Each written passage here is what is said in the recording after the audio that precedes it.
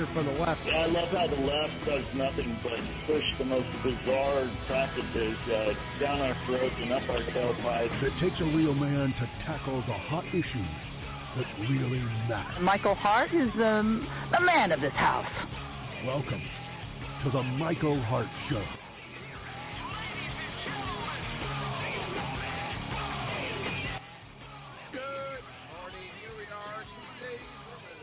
From the Christmas holidays, and we are together again, at least on this edition of the Michael Hart Show.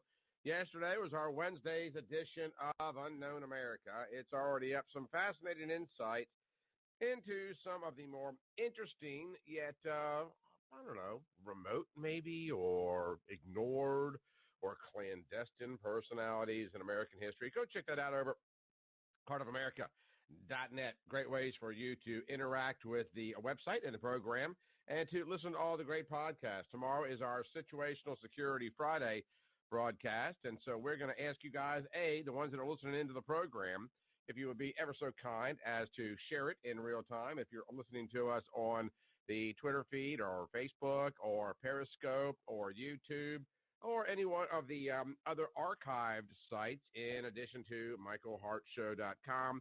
There's a live player there. There's a live player at Hart. We're so live all over the place that, we haven't even remembered the terrestrial tower that we were once on. So please share the program, and let's talk a little bit about what's going on in the nation today. One of the things about the program, and the listenership is growing pretty significantly every day. We're so just delighted about that, appreciative of that, grateful for it. But, one of the hallmarks of this program has always been taking a look at the news of the day, but trying to break it down through the prism of the past. And what I mean by that is bringing historical observations or significance to any of the trending news of the day. Now, you, in all fairness, can't do that with every single news story, but you can do it with an awful lot of the news stories, and that is what we strive to do on this program each and every day. In the 9 o'clock hour, we're also going to be joined by Megan Barth, Megan of ReaganBabe.com, going to come and help us break down some of the news of the day from her perspective as well. We'll catch up on the post-holiday festivities as well as, whatever's on her mind.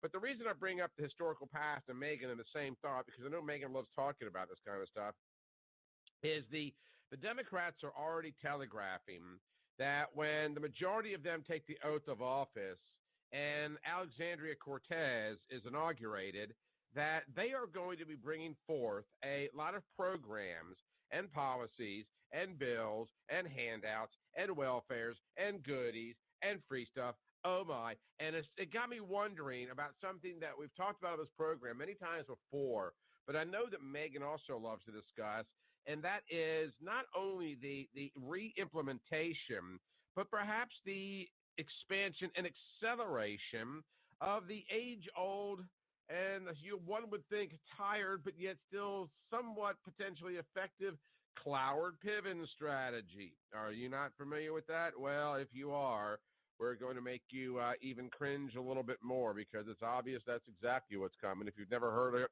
we will try to break it down in the most rudimentary sense that we possibly can to give you an idea of exactly what is going on in this country. And for anybody that spends any amount of time in a history book or any amount of time reading what is going on in Europe and what has happened throughout United States history in the last, 5 or 6 decades or so, it is all too obvious and all too telling exactly what's going on in this country today. And so without the benefit of history, which is what we try to cure on this program, you will be, lost.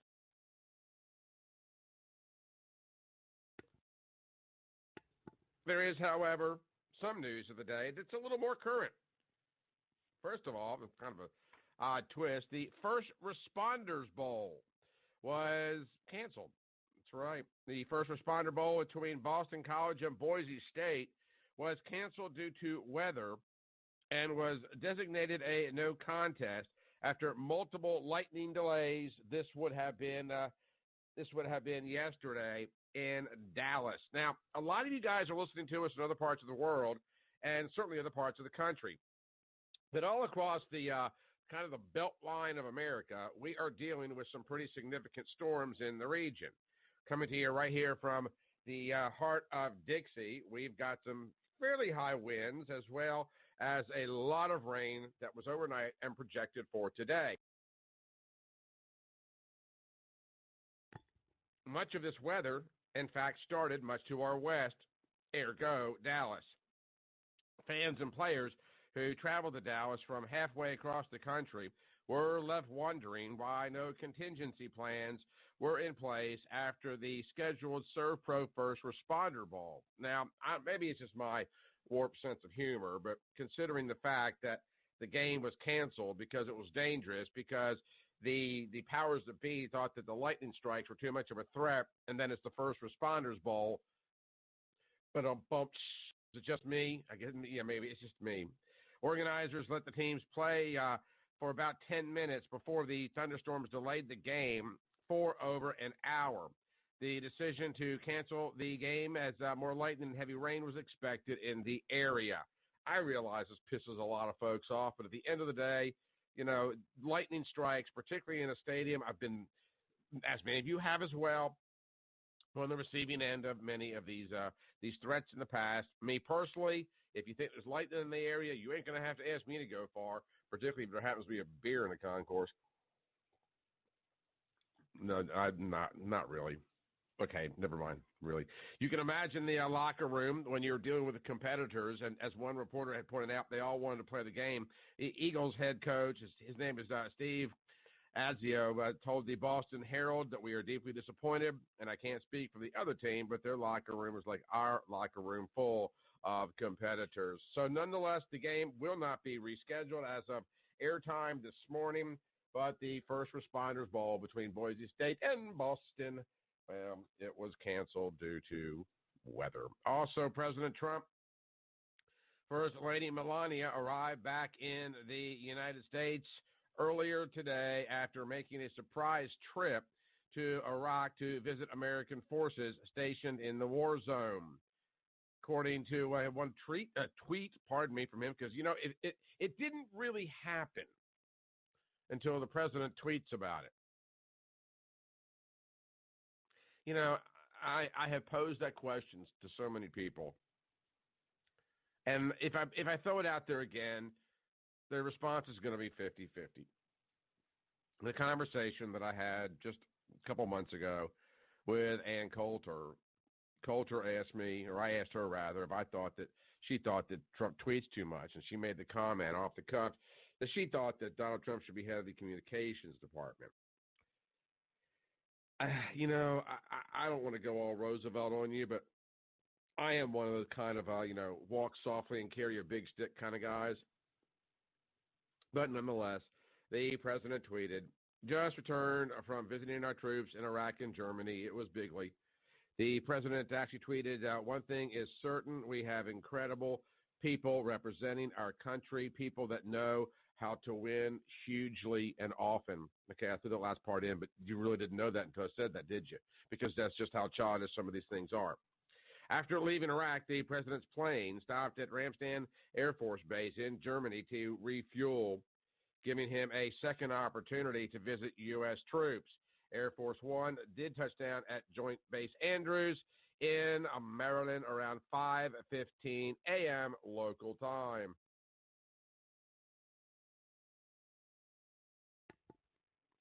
During his visit in the Al-Assad Air Base in western Iraq, where he thanked the troops and then met with senior military leaders, Trump defended his recent announcement to pull U.S. troops out of Syria. Now, the planned withdrawal comes as the U.S. military has eliminated territory controlled by the Islamic State group in Syria and Iraq.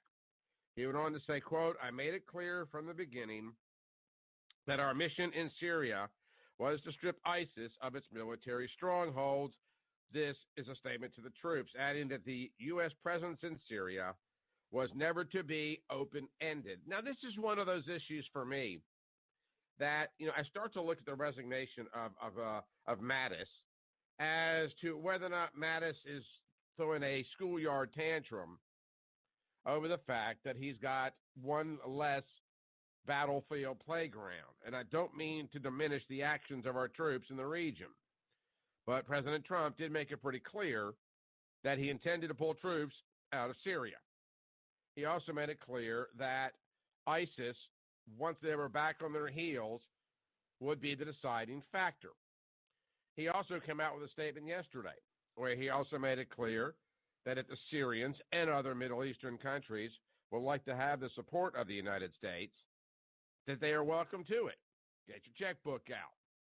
Why in the world do we need to constantly be, particularly in these oil-rich regions, going to the rescue of so many of these groups that either A, are not fighting their own, or B, not paying for our troops to be there? Now, I realize the temper tantrum of Mattis, and I am definitely sorry to see him go. But on the flip side of it, the moment I heard that he was resigning over Syria, or at least in part, I kind of got the word that popped into my head immediately was neoconservative. And I don't know that he's a legitimate neoconservative in the way that people oftentimes accused George Bush II of being, or others for that matter. But it was one of these things that just kind of hit me right in the chest. And the neoconservatives are people that believe in the spreading of democracy by military force. And I'm paraphrasing the full explanation, but that kind of feels Mattis-y to me. I don't know if it does anybody else or not.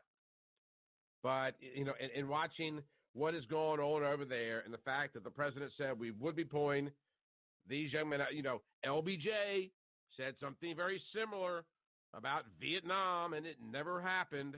At least didn't happen the time frame that LBJ said it would. And I sometimes wonder if there's people in this audience that might be upset over Mattis's decision that might not remember. And I'll be honest with you, I'll be 58 years old in June. I remember in 4th and 5th grade making shoeboxes or preparing shoeboxes and putting goodies in them to ship overseas at Christmas time for troops serving in Vietnam. And I do remember some of the Vietnam protests, but I don't necessarily remember the impact of the casualties there. I remember briefly, for what I could understand at my tender age, the massacre at My Lai, the Tet Offensive and things of this nature, but I didn't ingest that intellectually speaking. I didn't understand the depths of it. But it kind of makes me wonder, as we've moved further and further and further away from that time period, if here in the United States that we are forgetting the amazing sacrifices that so many American men and some women made in the Vietnam era that many people have called to never repeat again. And then here we are with Trump saying, we've done what we think we can do there, we're moving out, because, the ISIS and the Viet Cong are not the same enemy. I get that. But in a similar fashion, the Viet Cong, I don't know for what we were willing to put into that war if they were defeatable, but the ISIS certainly seems to have been. I also understand the need to stabilize the region, but I also understand the fact that putting young American lives in the way to stabilize the region in the absence of the locals doing it for themselves flies in the face of conventional wisdom and certainly flies in the face of the desires and claims of many previous presidents in this country's history.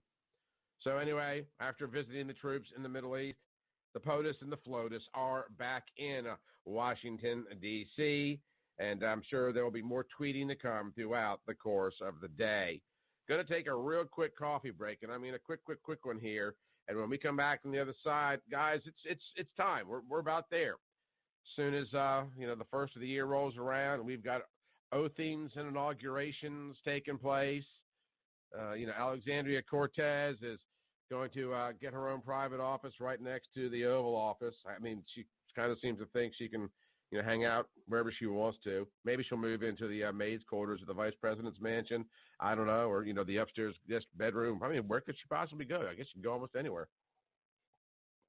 I mean, she's Alexandria Cortez, and so she's going to take her $15 an hour interns that typically work for free, and they're going to head over to the inauguration ballroom where, P. Diddy and the rest of the rap groups over there are going to be singing the inauguration tune, and I guess just carrying her across the threshold with her gown on or whatever it is.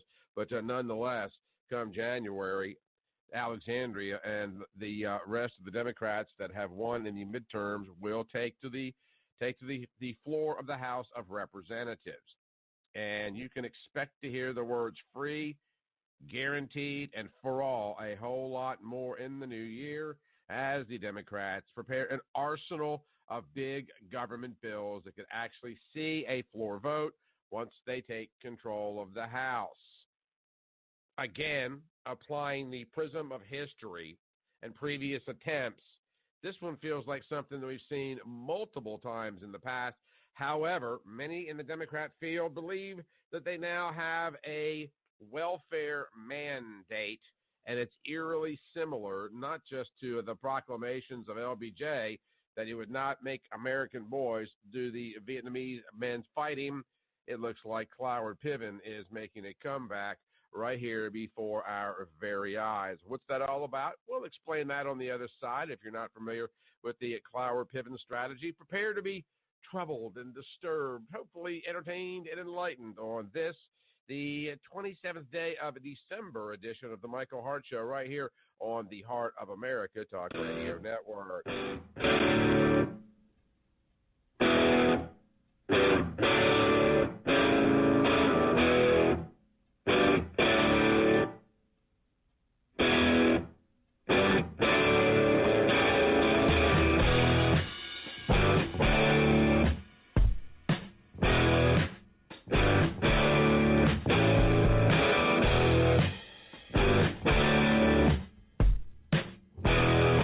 Is your home's crawl space making your family sick?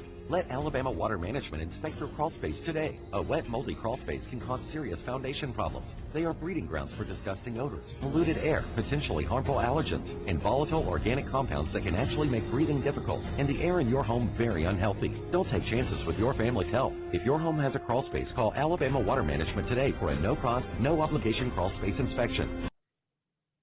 And if you live in the state of Alabama, you can find out more about Alabama Water Management by going to ALAH2O.com. That's ALAH2O.com.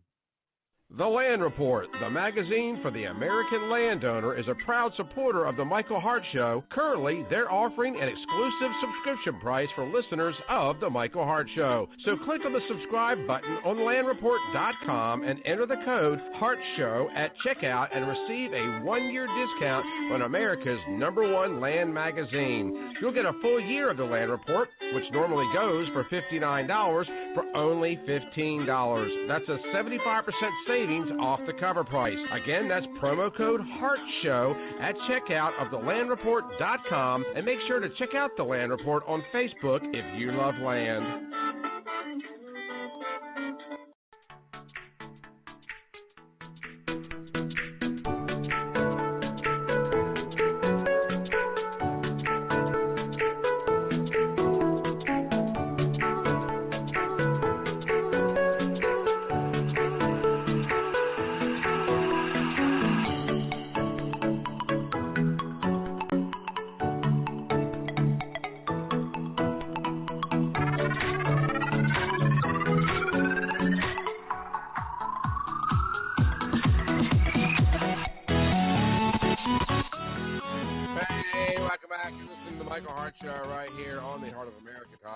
Network. Okay, almost everything that is of anything being, well, it's worthy of being reported outside of like stadium bowl game cancellation stories has a remarkable amount of underpinning in the past.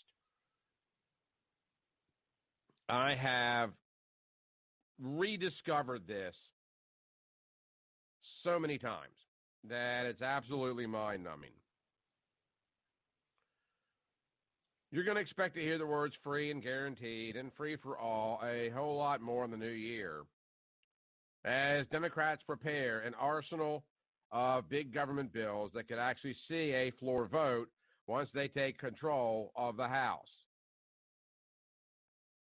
Come January, proposals like Medicare for All and a host of other generous but costly welfare programs that were little more than talking points in recent years could have a very legitimate chance of passing chambers of Congress, especially the House. There are dozens of measures like this that we have been seeing languishing with Republicans at the helm for years, and many of them will come to the floor under Democrat leadership. This according to Representative Bonnie Watson Coleman.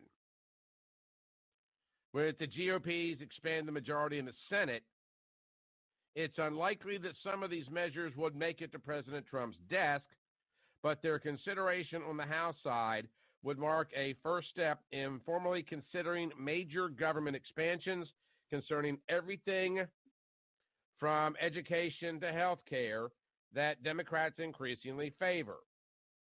And with the Medicare for All and similar proposals amounting to litmus tests for modern progressives, roll call votes on any of these issues would reveal just how broad their support might actually be.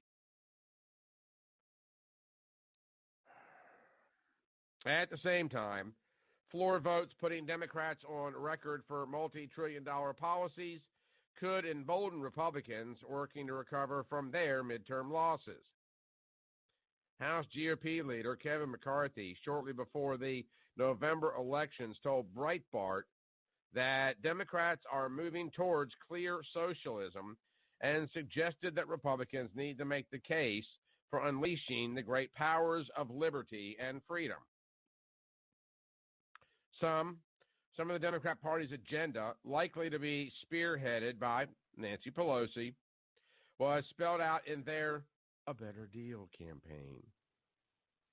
This set of proposals claims nearly every item could be paid for by rolling back the Trump tax cuts, which immediately raises the question of when y'all had control of the House and Trump was not even a gleam in his daddy's political eye, why didn't you move any of these programs forward? Oh, my God, how stupid do you have to be to fall for this tripe? Okay, so it's going to be paid for by the Trump tax cuts, reversing the tax cuts. Most liberal bills have emerged from the Congressional Progressive Caucus. However, this does not include Medicare for All, which, according to one estimate, could cost nearly $33 trillion. And Medicare for All is just one component of the much broader Green New Deal platform being pushed by progressives like, wait for it, Alexandria Cortez, which also calls for tuition-free and federally funded education, guaranteed jobs, with an emphasis on green jobs and more Alexandria stuff. The Daily Caller also reported that 40 Democrat lawmakers backed the plan, though it's unclear whether the plan would ever be translated into a bill, let alone come to a vote. Still, Democrat members, while in the minority, sponsored individual bills calling for college for all, debt-free college, child care for all, and a jobs guarantee during the last 2 years, which could be voted on along with climate legislation, pro-labor union bills, and attempts to roll back the tax reform bill of 2017. I would like to point out that in most economic models, when people have more money in their pockets, that money does, in fact, seem to find its way into the economic engine that drives the rest of the country, ergo driving additional tax revenues. I'm not going to go any deeper into that, but just give you an idea, rolling back the tax cuts of the Trump administration is not going to, $33 trillion, hello, Bueller, hello, anybody home, Nance? anything in there because it's stupid and idiotic on every single level, and anybody that buys that tripe is a complete jackass. And I'm sorry, but there's no other way to put it. They have continually lied and lied and lied again for the purposes of expanding their power and influence. I realize that in many cases I am preaching to the choir. I am not the only person saying this, but I might be the person that is the most offended by it because I just tried to do everything in my power to stamp out ignorance where I can find it. And this is nothing more than a blatant, in-your-face, complete divorce of reality.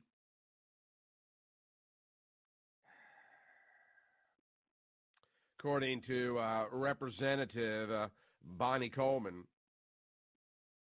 the Americans picked Democrats in November because they were tired of watching Republicans ignore working families and pass laws lining the pockets of big corporations, millionaires, and billionaires.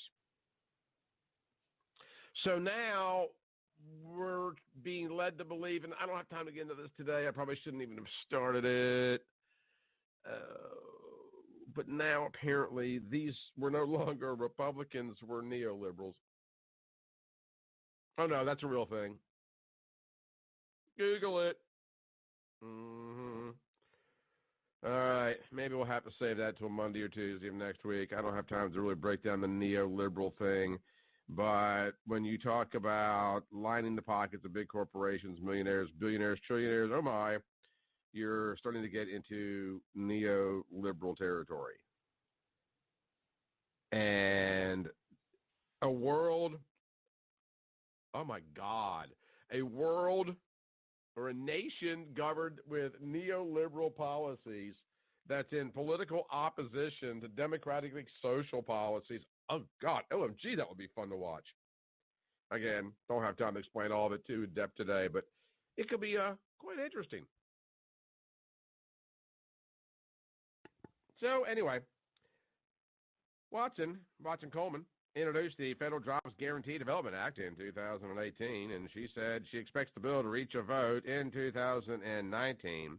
Under the bill, the Labor Department would establish job guarantee test sites. Job guarantee test sites in 15 high unemployment areas across the country. The federal government would then match those seeking employment with jobs in understaffed fields. So, in other words, the only way for the federal government to know that these jobs exist would be if they are federal jobs.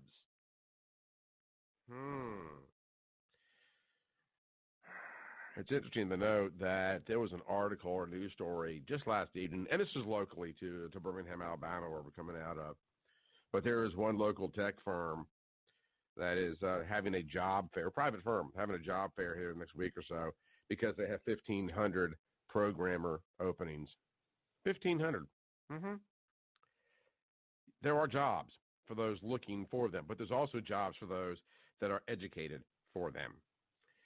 Ms. Coleman also argued that the measure would build economic security for working family and grow our country's middle class while placing workers in industries with real need.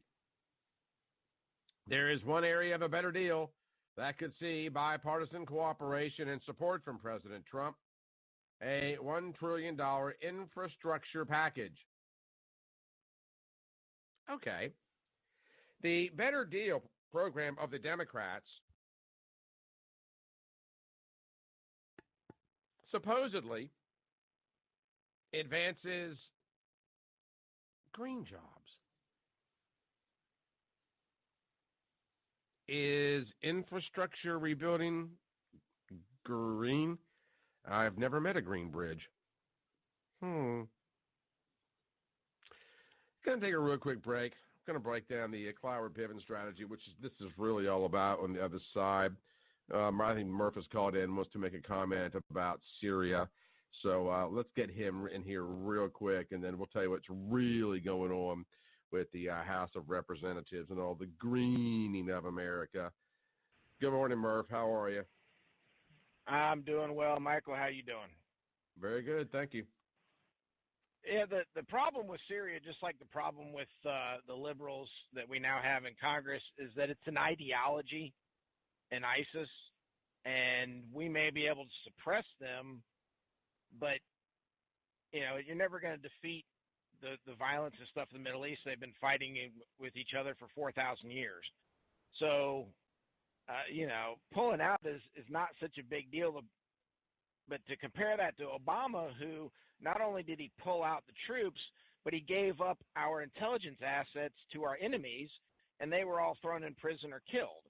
So I can't imagine Trump's going to do the same thing. And as long as we have intelligence assets in place, he can pull a Reagan and have quick response teams that can go and deal with little pockets of ISIS that come up. So I'm all about bringing folks home from the Middle East.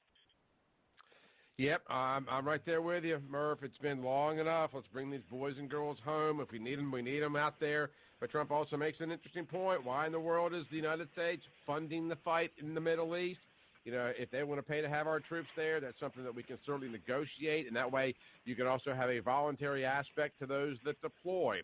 And that would be something that they would send an invoice to the Syrians over, and something that I personally could get behind. But I agree with you, and I hope you have a wonderful holiday, Murph, and I appreciate the call. Do the same, sir. Thank you. Absolutely. All right, guys, we're going to take a real quick when we come back on the other side. We're going to break down this Cloward Piven thing for those of you that are not up to speed with the Cloward Piven strategy, and you're going to be amazed how similar, how it seems to just lay side by side with the plans of the incoming Democrats come 2019. Y'all stick around. You're listening to The Michael Hart Show.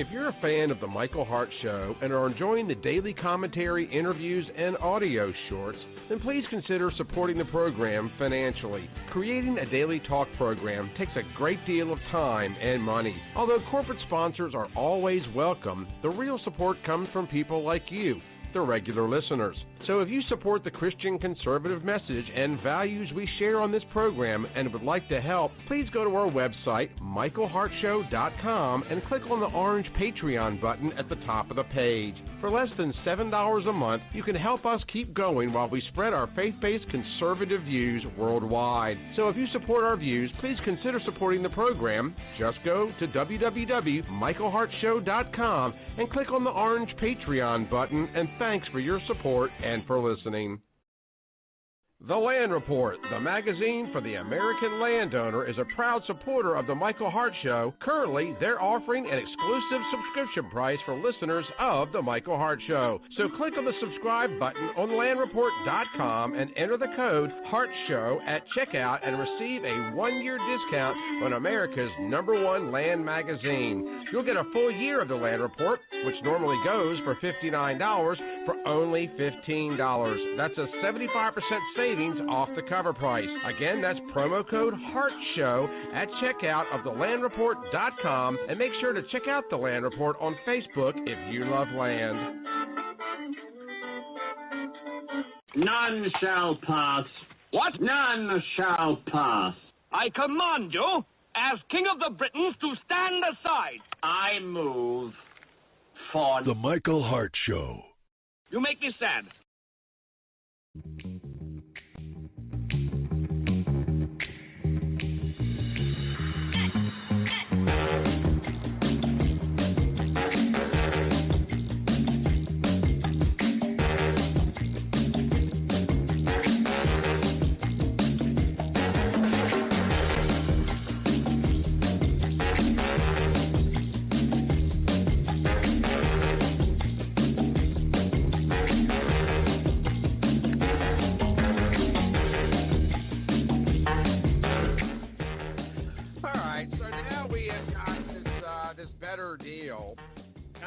harkens back to the New Deal and the Progress Administration.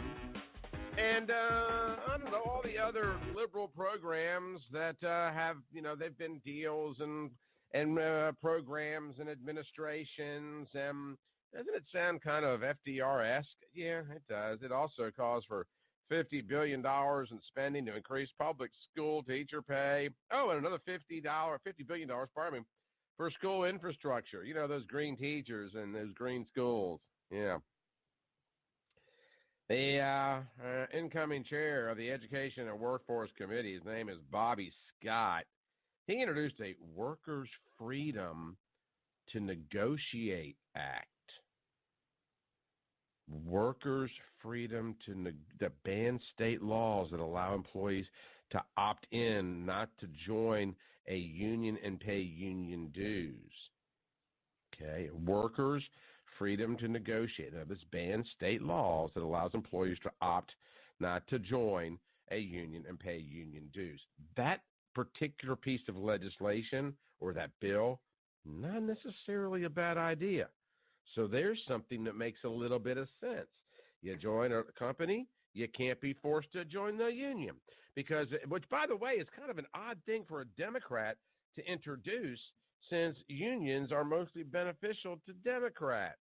So maybe even the Democrats don't necessarily get it. Oh, also, Representative David Sicilian from Rhode Island has been a leading advocate for the Child Care for Working Families Act, concept promoted in the party's campaign plan. This legislation would ensure that no family under 150% of the state's median income pays more than 7% of their income for child care. How in the world does that work? The legislation would also establish a federal-state partnership to provide child care from birth to age 13.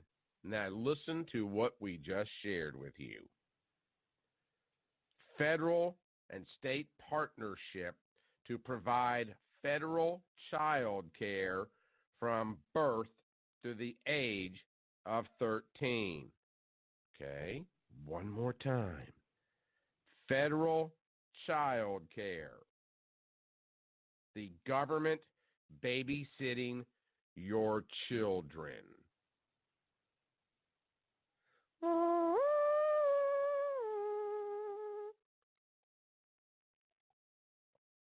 The list goes on, but we're running out of time because I want to spend some time with Megan. In the mid-1960s, at the height of the social revolution, the line between Democrat benevolence and outright communism became rather blurry. Now, this is 50-plus years ago. Many of you were not even born. The Democrat Party, which controlled the presidencies in both houses of Congress, was used as a springboard by social engineers to introduce a new era of welfare initiatives enacted in the name of defending the poor, also known as the Great Society programs. Now, this, by the way, some of what I'm working with here is from an article that is 10 years old. It's kind of like when Paul Harvey does his little Paul Harvey skits, and you go, wow, he foretold the future. All right, so the Great Society programs, that was then. A Better Deal program is now. These initiatives were driven by far more subversive and extreme motivations and have been expanded by every president since, Republican and Democrat alike. But at Columbia University, sociologist Professor Richard Cloward, Cloward's now deceased, and Francis Fox Piven introduced a political strategy in 1966 in an article titled The Weight of the Poor, A Strategy to End Poverty. Sounding familiar? This article outlined a plan that they believed would eventually lead to the total transmutation of America into a full-fledged centralized welfare state The spear point of the Cloward-Piven strategy involved nothing less than economic sabotage against the United States. Theoretically, according to the doctrine itself, a condition of overwhelming, this was in print, folks, this was written by them, a condition of overwhelming tension and strain could be engineered through the overloading of American welfare rolls, thereby smothering the entitlement program structure at the state and local level. The implosion of welfare benefits would facilitate a massive spike in poverty and desperation, creating a financial crisis that would lead to an even greater cycle of demand for a fully socialized system. This desperation would then force the federal government to concentrate all welfare programs under one roof, nationalize and enforce a socialist ideology, and ultimately compact an immense level of power into the hands of a select few. Remember federal daycares? Remember $33 trillion in health care benefits. That's what's being talked about December 27th, 2018. Back to the, oh, by the way, never mind. I know it's hard to believe, but just come with me. Cloward and Piven claimed this could be accomplished at the grassroots level through community activism, and that it will facilitate a more compassionate federal authority. However, there are numerous problems with these three assertions. The Cloward-Piven strategy has nothing to do, number one, with grassroots activism and accomplishes nothing tangible for the downtrodden or poverty class. In fact, Cloward-Piven, as well as most social engineers, were well aware that the concept ultimately only serves to give even more dominance to the establishment and pilfer even more freedom from the masses. Cloward-Piven is not limited to the destabilization of state and local welfare programs. It can easily be used against federal level entitlements, and in reality is much more effective against an entity with a proven tendency towards exponential debt spending. Though the federal government may be able to borrow fiat dollars through the Federal Reserve to prolong welfare rolls while the states cannot, a more volatile threat arises when debt monetization begins to wear down the purchasing power of the currency. Let's stop there for one quick second and understand the Federal Reserve and fiat currencies and fractional reserve lending, whereas banks only have to have 10%, same thing with insurers, 10% of their total deposits on hand in cash. If you want to really break it down to the ridiculous, take a look at the movie It's a Wonderful Life, where they go to the Bailey Building and Loan, and Mr. Bailey says, your money's not here, it's in Tom's house. Okay? That's fractional reserve lending in its infancy.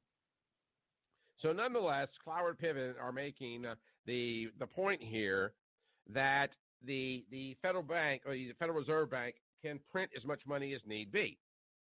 But with each printing, and since we're now off the gold standard, you are diluting the value of those dollars.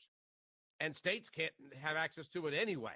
So over time, the strategy is telling us that eventually it would implode the entire U.S. economy. That's what we mean by weakened purchasing power results in reduced consumer activity, less industrial growth, less GDP, gross domestic product, which is the value of all goods, products, and labor in the United States at any given time. And obviously, this creates more poverty. The dollar has lost approximately 98% of its purchasing power since 1972, and after 50 years of the so-called war on poverty, nearly one-third of the American population now repeatedly slips under the official poverty line. In the last decade alone, now bear in mind, I'm giving you statistics that appeared in an article 10 years ago. So if this article that I'm referencing is from the year 2008, it's talking about in the late 1990s. In the past decade alone, the number of people dependent on food stamps and EBT for their survival in the U.S. has doubled from 25 million to nearly 50 million people.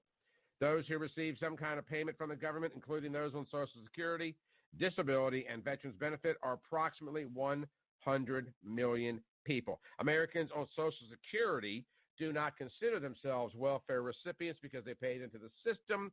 However, the point remains that if the federal money tap shuts down due to overwhelming participation, the checks will stop whether you paid into the system or not. In the end, it is the federal government itself that is most vulnerable to the Cloward-Piven strategy. And I believe that the goal is to set fire to all social structures in the U.S., then assimilate them into a new globalist system. Let's go back to what they want in the House of Representatives and remind you that what we're looking for is a better deal with $1 trillion in infrastructure, federal daycare to your child's 13 years of age, universal high-speed internet for all, which is a $40 billion program. The Education and Workforce Committee introduced the Workers' Freedom to Negotiate Act. Also, we've got the Opportunities for All Act that's going to be introduced by Representative Ro Khanna from California. Also, the Jobs Opportunity Act will help create good-paying private sector and public sector opportunities for places that are left behind, as also the College Act for All in 2017, which would eliminate tuitions and fees at colleges and universities for families earning up to $125,000 a year. Are you listening to me? Eliminate tuition and fees for families earning up to $125,000 per year. How many of you are making that kind of money? Sounds mighty tempting, doesn't it? That's democratically tasty. Yeah, free crap for all. Back to the 1960s. Tactic of overwhelming the welfare structure requires the complicity of government itself. A grassroots activist movement cannot and will never compel federal and state governments to expand welfare initiatives if they do not wish to. If welfare programs are not expanded beyond their capacity to be maintained, they cannot be overwhelmed. Therefore, government must cooperate with the Cloward-Piven strategy by generating more and more welfare programs to be exploited. This is from a report over 50 years ago. That is to say, the elitists who control our government, regardless of their claimed political party, must want to arrange circumstances to allow Cloward-Piven to be successful. Another key component of Cloward-Piven is the existence of an immense number of poverty-stricken people. Without a significant portion of the population under the poverty level, there is no mass of people to use as a weapon. Again, grassroots activists would be hard-pressed to actually create the kind of poverty levels they would need for exploitation. But wait, government, along with the aid and the direction of central bankers, is able to create any level of poverty it wishes at any time by simply bundling everything it does. Once again, Cloward-Piven, much like Saul Alinsky's repertoire of propaganda scams, is far more useful to the power elite than to the common citizen. And as former White House Chief of Staff Rahm Emanuel famously said, you never want a serious crisis to go to waste. And what I mean by that is it's an opportunity to do things you think you could not have done before. In light of the Cloward-Piven strategy, and I want you to listen to this line because I took this from another article from the Obama era. It is at its very core a method to artificially induce crisis. The otherwise insane policies of this Obama administration and preceding puppet presidents now becomes perfectly logical. Obama, after all, has been a long-time proponent of the methods of Saul Alinsky, the left-wing gatekeeper equivalent to neocon godfather Leo Strauss.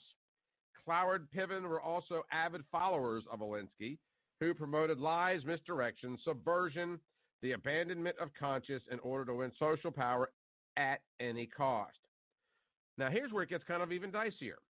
Under Obama's watch alone, the national debt, including unfunded liabilities and entitlement, rose to nearly $200 trillion. Our official national debt has gone from $10 trillion to $17 trillion in the short term that Obama had been in office. Real unemployment, including U6 measurements, stand at around 20% of all Americans.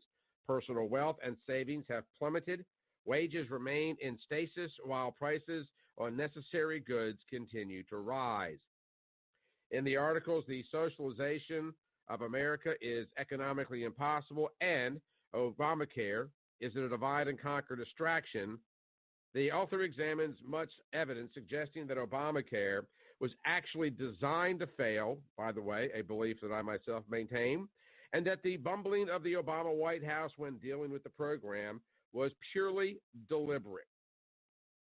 When coupled with the Obama's handling of the current illegal immigration conflict, now bear in mind, this is from 10 years ago, I would say, or almost 10 years ago, 6 years ago, I'm sorry, I would say that Cloward-Piven strategy is in full force. Why fight tooth and nail against all common sense and history? Why openly lying to Americans and registered voters to get the programs in place only to allow it to derail because of a poorly designed website?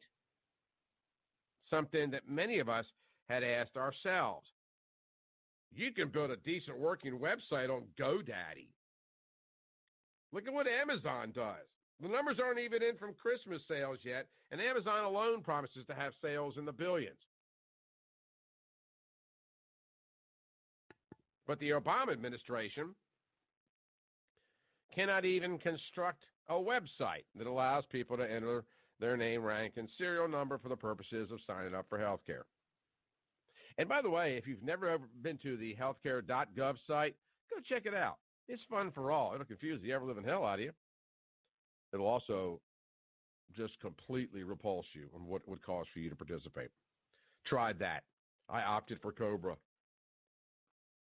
My $600 a month in health insurance is a deal. It's a steal compared to what the healthcare marketplace wanted. But it had access. Yeah, whatever. So why was it a poorly designed website? According to one observer, because Obama and his handlers know full well it will end up costing the country billions that we cannot afford and aid in a resulting crash.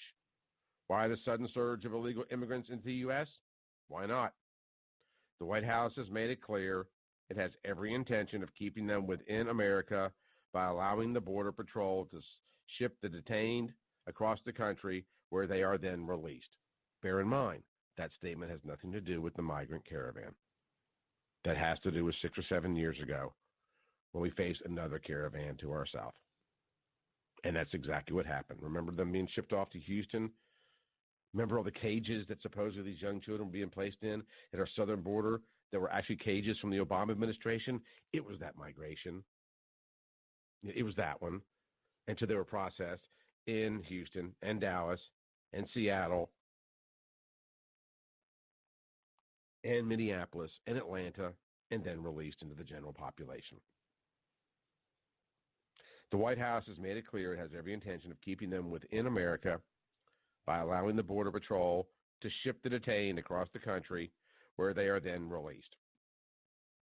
Obama's threat to use executive action to force through his own version of immigration bill is the icing on the cake. Amnesty is essentially guaranteed in the near term, which is why tens of thousands of Central American parents are willing to send their children on a journey where they could very well be kidnapped by sex traffickers or killed. If the White House really wanted to stop this humanitarian crisis, the president would state publicly and clearly that America is not a drive-through welfare center and there'll be no free goodies at the second window and that there'll be no chance of amnesty instead of diverting more agents to the border to ensure more illegals are shipped into the interior to help drain the American economy with the process that was established in the 1960s by two communist socialists for the purposes of overwhelming the system, particularly at the state level, so that the federal government would take its rightful role in the administration and administering of every aspect of our lives here in 2018 and incoming 19, where our health care, our daycare, our freedoms, and our liberties are mandated and managed by an overarching and ever-intrusive federal government. That, ladies and gentlemen, is exactly what's planned for the coming years after we have the oath of office taken, Alexandria Cortez inaugurated, and the implementation, at least in attempt, to once again institute a program that will be detrimental to the entire interior of the country, the entire middle class. So as you go out and you return your gifts today, you're coming off your holiday shopping, maybe you're looking to lose some weight in the new year or find that brand new job, remember that everything you do in the minds of someone on the left is their responsibility. We are seeing the exact same thing play out, and there is a list, a smorgasbord, a plethora, a cornucopia even, of new plans by the incoming Democrats that would absolutely, positively overwhelm the system. Now, with that said, and before we prepare for our weekly speed date with Megan Barth here momentarily, I want you to understand something. Do I think that all these incoming Socialist Democrat House of Representative members have gotten into a room to discuss the implementation of Cloward-Piven? No, they're not that smart. They have, however, had the idea and notion sold to them. They just don't know it's Cloward-Piven. They have been taught, however, that these social programs, look at the people like the Ocasias of the world. Do you not think that was a Manchurian candidate? And I'm not a conspiracy guy. Woodrow Wilson was. The whole reason that he ran was so that he could help implement the Federal Reserve Bank. President Taft was against it. The Democrats go out and get Teddy Roosevelt as a third party, skims votes off Taft. Wilson walks in the White House. Federal Reserve Bank is established under the Federal Reserve Act.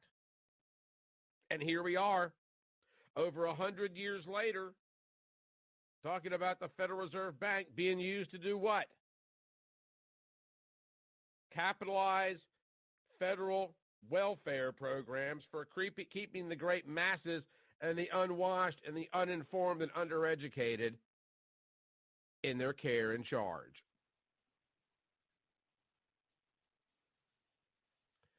Yeah. To go all Hannibal Smith on you, I love it when a plan comes together. Welcome to the new America. Welcome to your new reality, because that's exactly what you're going to be getting in 2019. Have fun with that as you return your gifts today and get a brand new discount on a new refrigerator, or, I don't know, plan your next vacation to the beach, because right now, before your very eyes, this country is on the brink of a complete shift to the left, compliments of our education system and an otherwise very apathetic citizenry.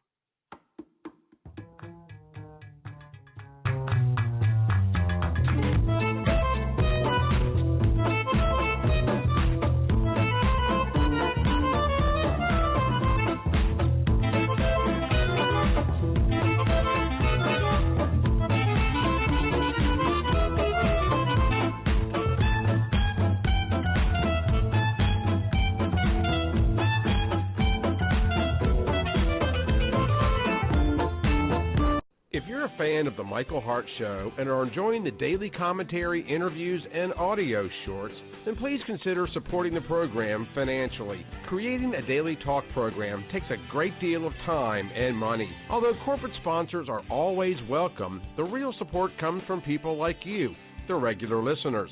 So if you support the Christian conservative message and values we share on this program and would like to help, please go to our website, michaelhartshow.com, and click on the orange Patreon button at the top of the page. For less than $7 a month, you can help us keep going while we spread our faith-based conservative views worldwide. So if you support our views, please consider supporting the program. Just go to www.michaelhartshow.com and click on the orange Patreon button, and thanks for your support and for listening.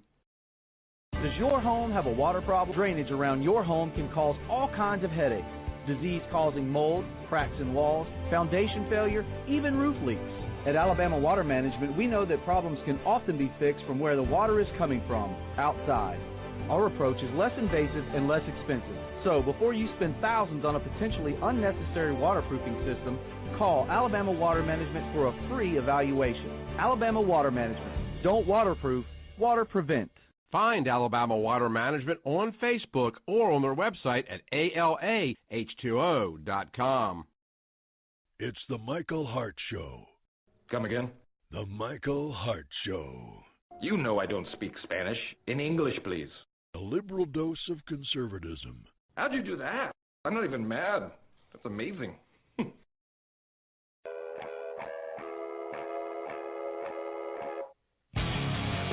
Anyone can tell you the news. We welcome Diamond and Silk. Mark Zuckerberg will end up and it's going to be a face without the book. Book without the face. Hey, Megan, how are you? Now they're chipping away at the normalization of pedophilia, and the left is embracing this type of behavior. We welcome Dinesh D'Souza. I know I ticked him off. In a certain sense, it's a giant up yours to Obama, and that's why the left is freaking out over it. Jack Kennedy and LBJ, Clinton, and the double standard from the left. Yeah, I love how the left does nothing but push the most bizarre practices down our throats and up our tailpipes. It takes a real man to tackle the hot issues that really matter. Michael Hart is the man of this house.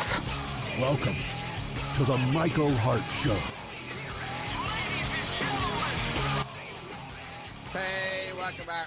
We are waiting to hear from Megan Barth on this edition of the Michael Hart Show right here on the Heart of America Talk Radio Network.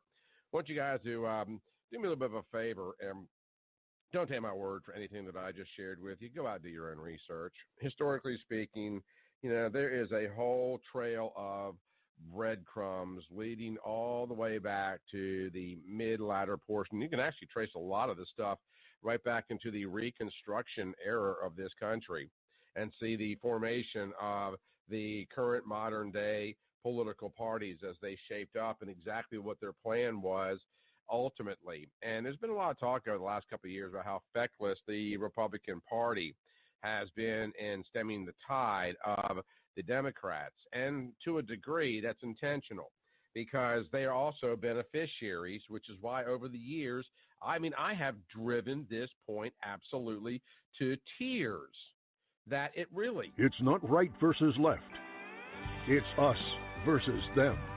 It's the Michael Hart Show. You got to understand that it really and truly is just that.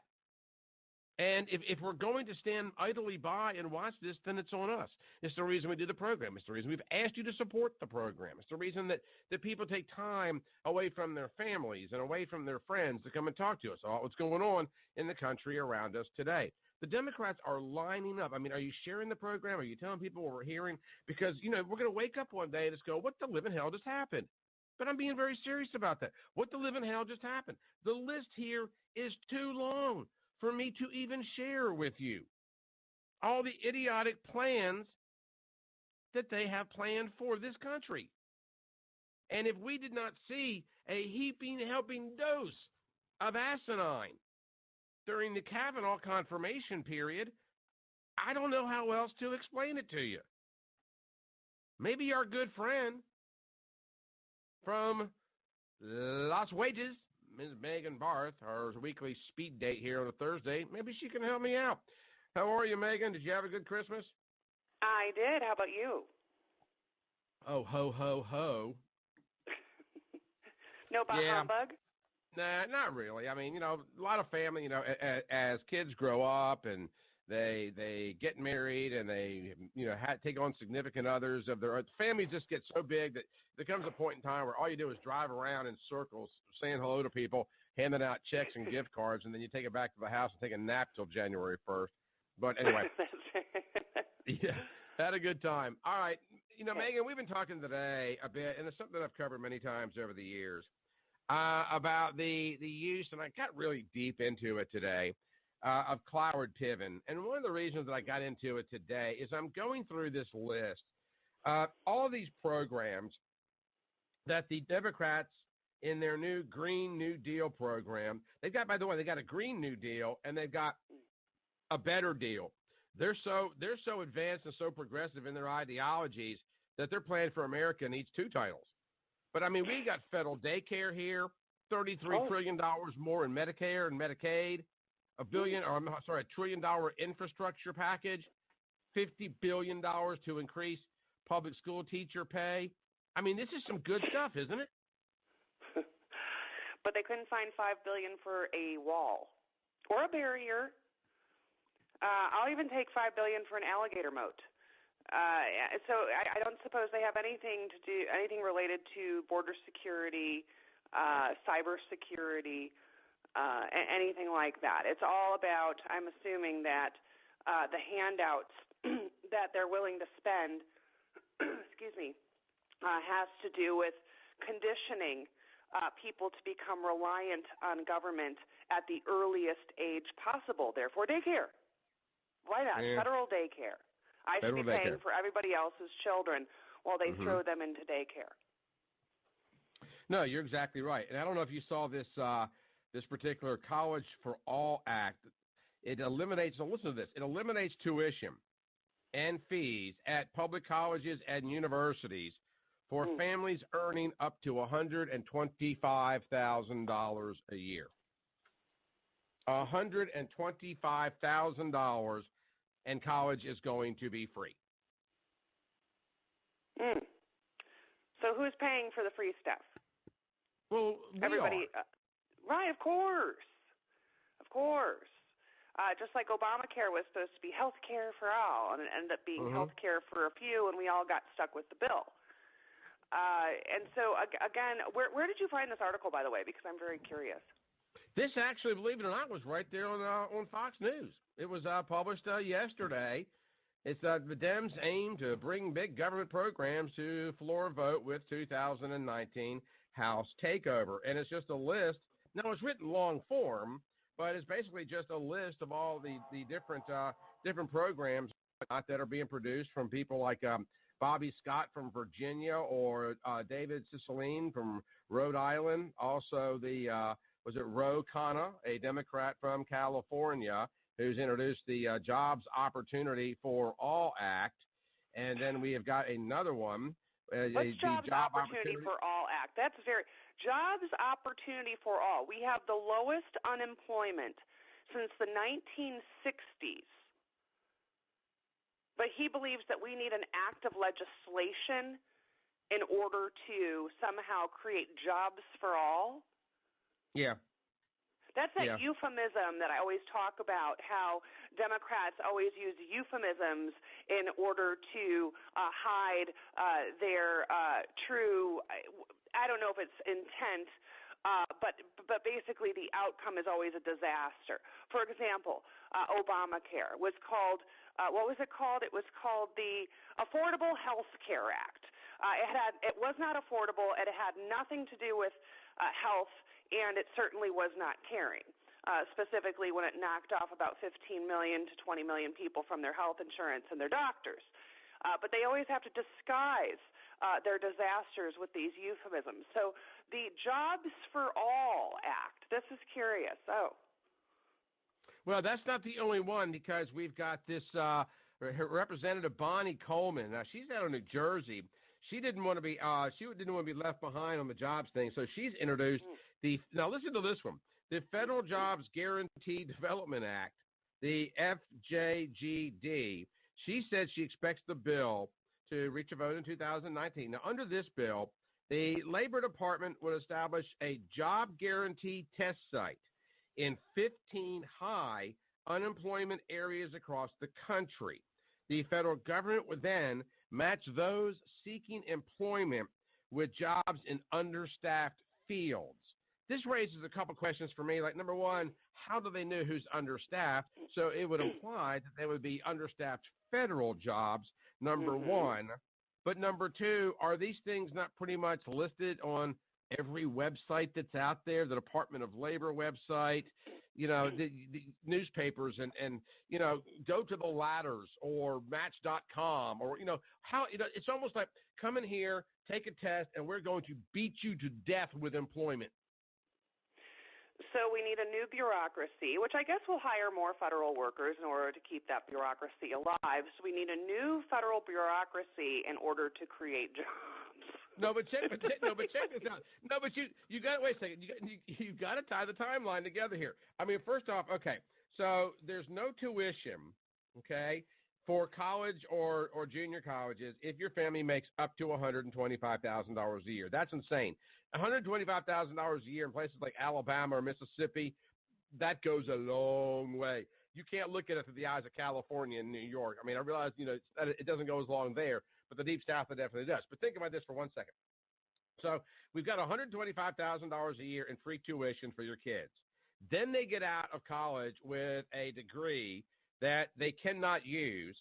So now they go over and they join the Federal Jobs Guarantee Development Act and allow the federal government to find them a job within the federal government, because the degree that the federal government just paid for only qualifies them for what? A federal job. Then we go over here to the Family Daycare Act, and now the federal government has paid for your education, then helped you get a job, and now because you are working, we're going to pay for your child dependent care. That's beautiful, Megan. Well, it's good work if you can get it. Of course, it's good work if it's forced upon you. And so I'm assuming that these types of bills are going to pass the House with flying colors, because the more money the Democrats spend, the happier the Democrats. And the more money that the Democrats spend on growing government, the happier the Democrats. And so all of this is really, in a nutshell, all of these flowery euphemism titles of job acts and health care acts and daycare acts, all they are is just basic, what I would call vehicles for dependency. That's it. It's the big nanny government. Don't rely on your own individual spirit. Don't certainly turn to your family for help. Turn to the big government. And by the way, aren't we still shut down? Isn't the government still shut down? Any ramifications from the government shutdown? Or daycare. Yeah, no. But we're still giving away daycare and education, though. Well, of course, but we are in a government shutdown, right? Yeah, I haven't been able to tell. I was going to say, I haven't been able to tell. Right. So all these government jobs that are going to be waiting for these rubes who have relied on government since the time they were a toddler, they will become those non-essential employees. They'll be doing quite well because your average government worker works about 9 months out of the year. They make upwards towards $100,000 starting salary. And then they're guaranteed tenure after 2 years, which means they basically can't be fired because their union will protect them. So it's a good gig to work for government if you can get it. And we see this time and time again, specifically in the numbers. There was a study that was released not too long before Christmas that showed where the highest per capita income was in the country. And the top 5 areas for the highest per capita income were, guess where? Right around D.C. All those federal government workers with the fat pensions and the light schedules. And this is what we're paying for. So we have 20% of the government is shut down, which equates to nearly 500,000 government employees, larger than many towns across this country, 500,000 government employees, and these government employees are deemed non-essential. And that's just 20% of the government. Right. And they want to grow it. Yeah, and we both know that these things are all going to pass at the House level and then completely stall out once they hit the Senate. And I'm just so amazed. But then again, these these candidates, these not newly oathed out, or in the case of Alexandria, inaugurated House of Representative members can go back and legitimately say to their constituencies, well, see, I tried. See, I did everything in my power to make your life a better life. But, you know, if you run down this list, and for the Democrats to say that we really don't want America to be socialized, from your child care to your health care to your education to subsidies for housing. I mean, what other word can we give it? I mean, what part of that? I guess what I'm trying to get to, Megan, is do they not see it for what it is, or is this what they want? I still can't quite get my head around that. Oh, come on, Michael. You're smarter than that. Of course, they're all, you know, inside every progressive. I love how they call themselves progressive. We're so progressive. Progressive, again, is just a euphemism for socialist. That's all it is. But they don't necessarily want to wear the label of socialist unless you are Alexandria Cortez, whatever her name is. What is her name? Alexandria, you know about Ocasio-Cortez? Yes, AOC. AOC. AOC. AOC is a loud and proud ignorant socialist.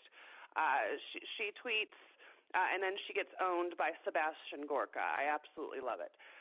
She is the gift that keeps on giving, but we should not underestimate her because socialism is at the heart of every Democrat, has been since the beginning of time. It's always been about the growth of the federal government, not the growth of the individual. Ronald Reagan said in a nutshell that you can't be for big government and be for the little guy. Very simple, but very prescient. Nancy Pelosi is a socialist, yet her socialist tendencies didn't go far 10 years ago. The open border calls weren't heard and championed by the thugs on the street and the socialists and communists that are marching on behalf of the Democrat Party. They were calling, the Democrats 10 years ago were calling for a border wall, funding a border wall, was against illegal immigration. But it's all incrementalism when it comes to Democrats.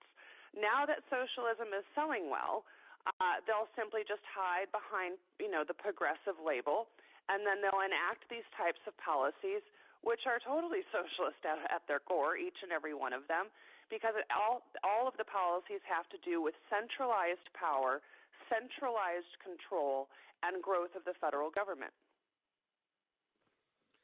So is there a point, because, you know, much of what I do on this program, we talk about history, and that's why we got into Cloward Piven today, and we got a little bit into Saul Alinsky, even mentioned the Federal Reserve Act. And, you know, I've always been fascinated by the fact that people that don't understand history, and that's why my book has been so successful and why there's a second and a third coming out.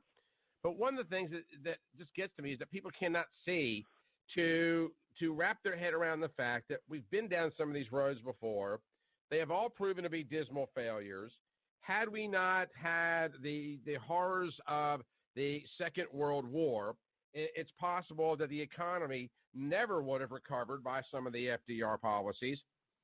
And so I can't help but ask the question, and I realize that there's a lot of ebb and flow. There's a lot of cyclical when it comes to American politics.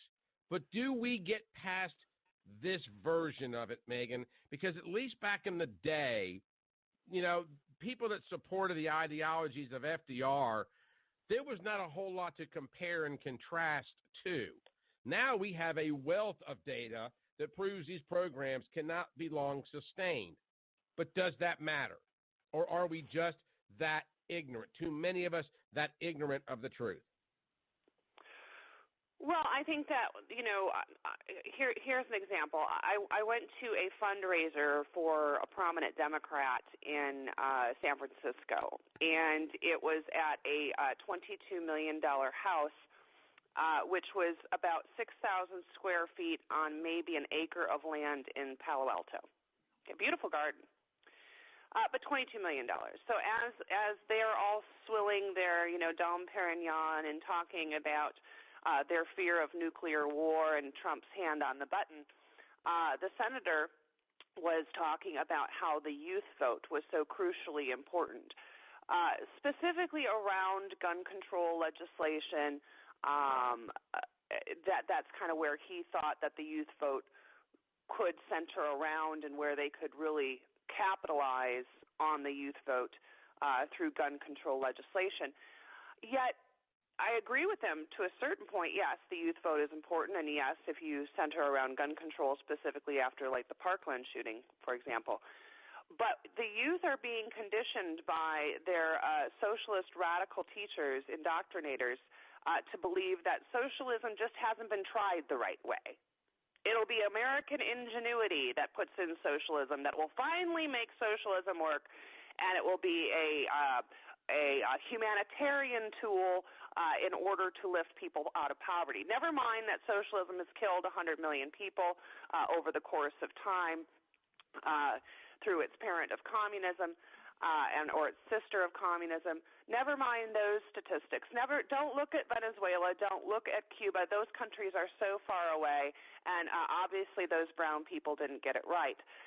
Socialism needs to be tried by the Americans, specifically AOC, Alexandria, or whatever, Cortez. She has the tools in order to implement the policy of socialism, the economic engine of socialism. Never mind that she can hardly spell, nor does she know any biblical references. She tries. She can't seem to muster a fact or any truth to her statements. Bernie Sanders. I mean, look at Bernie Sanders. Look at his following on the campaign. He was like, I said, every time I saw a Bernie Sanders rally during the campaign, I was reminded of Woodstock. You saw all of these wide-eyed, doe-eyed youth following him around, which was odd because it wasn't like he was a young, handsome, virile, kind of JFK type. I mean, the guy looks like the Muppet up in the stand, that Muppet character that sits in the stands and looks down on the stage.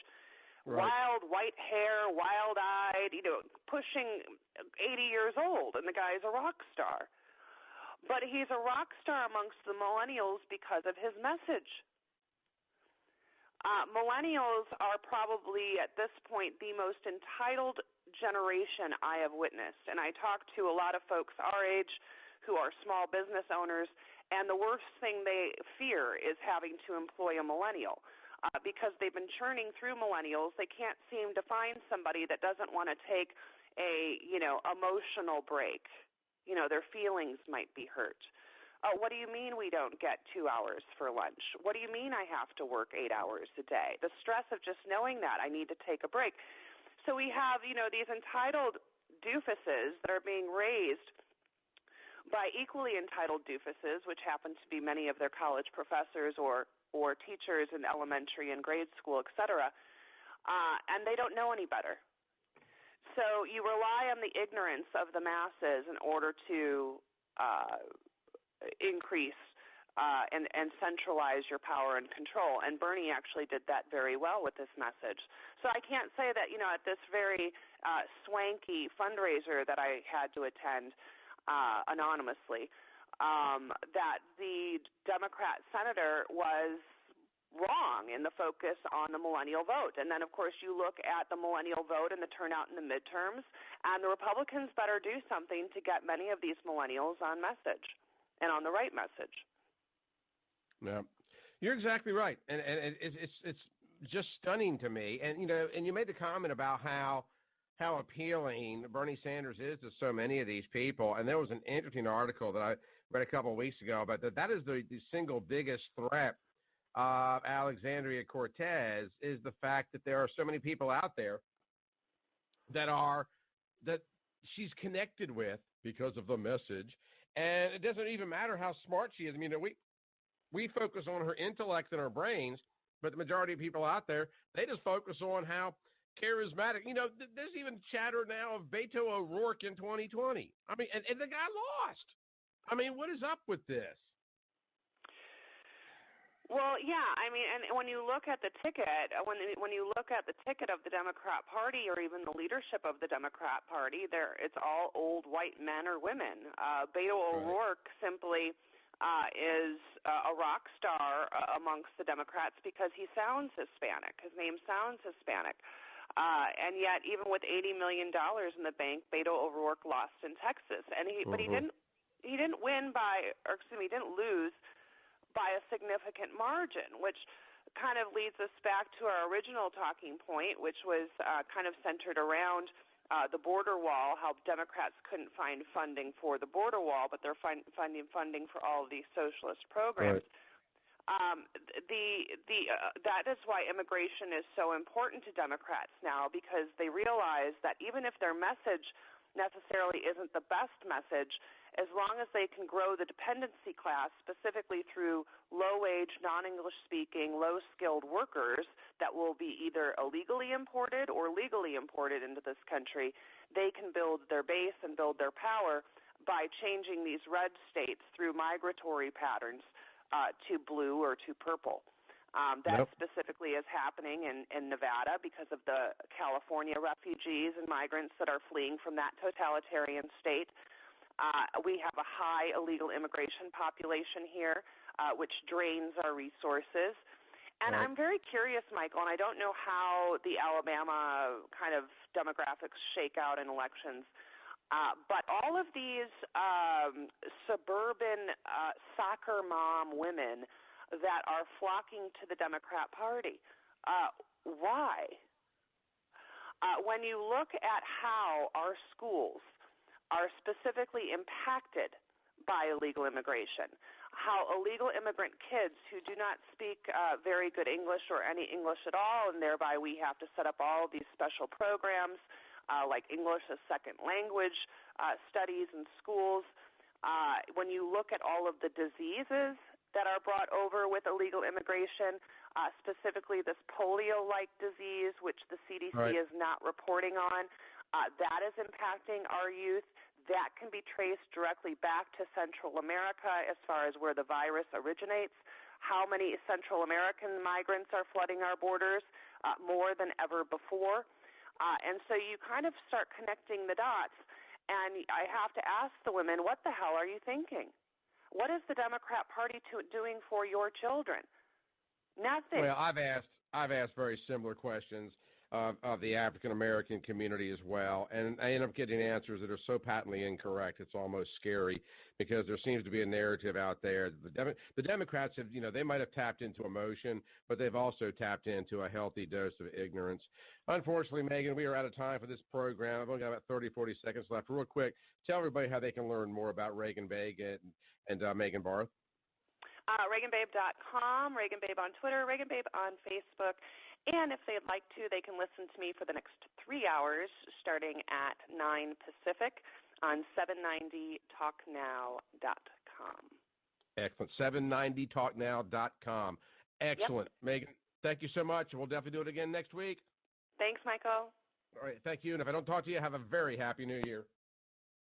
All right, guys, going to get out of here. Do want to remind you that tomorrow is our situational security broadcast. We'll be talking about ways to stay away from cyber crime and victimization as we get closer to the new year. We're seeing some additional hacking threats, as well as a lot that has occurred through the holiday season. Michael Hart Show has been brought to you in part by Liberty One Tech. Visit them at libertyonetech.com and save 15% on Talk Text Plus when you mention Heart of America. They are a great supporter of the program. If you support the message here of re-educating Americans, then please consider going over to heartofamerica.net and supporting us on Patreon as well. The Land Report been a great support of the program, Alabama Water Management, and of course our friends at Liberty One Tech. So go over to the Patreon page. We need your help, folks. We got to keep this thing going. Got to keep people educated. Got to keep talking about Cloward Piven. We need your support. We're asking for your support as little as $6 a month. Just go over to HART.net and support us there. Program is also brought to you in part by the Unknown America Project. You can also pick up a copy of the book Unknown America. Comes out to you absolutely no shipping, a copy of the United States Constitution, and it will be autographed as well. That's another way to support the Christian conservative patriotic message of the Michael Hart Show and the Heart of America Talk Radio Network. So go pick up a copy of the book at The Unknown America, theunknownamerica.com. That's it for us. Thanks for tuning in. Back with you tomorrow at 8 with Situational Security.